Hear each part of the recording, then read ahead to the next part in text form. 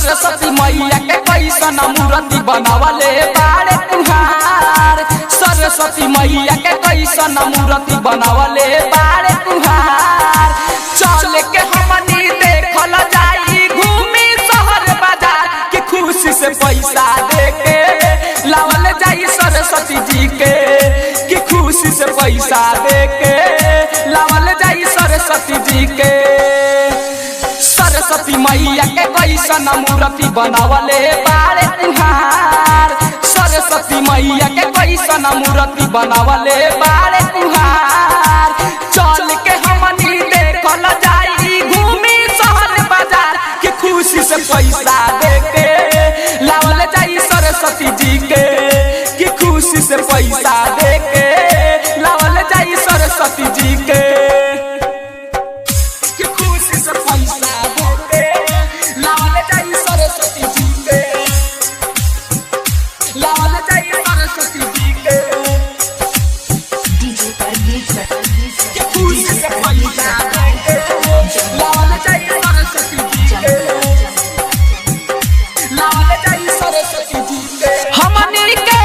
सरस्वती मैया राखेली खुशहाल हो,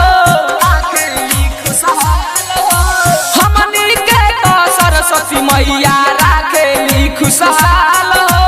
रउआ चरण में हम तो रोज रहिले लाचार हो। रउआ चरण में हम तो रोज रहिले लाचार हो। दिन में पूजी रात में पूजी पूजी हर हर मास की खुशी से पैसा देके लावल जाई सरस्वती जी के कि खुशी से पैसा देके लावल जाई सरस्वती जी के कि खुशी से पैसा देके लावल जाई सरस्वती जी के लावल जाई सरस्वती जी के डीजे पर कि खुशी से पैसा देके लावल जाई सरस्वती जी के। राइटर कुनाल कहले कि हम पंडाल सजाइब हो, अंतोषदीप से कहले कि हम अरविंद के बोलाइब हो। अवध बेदर्दी के भलाई के माई के पचारा गवाइब हो। अवध बेदर्दी के बोलाई के माई के पचारा गवाइब हो।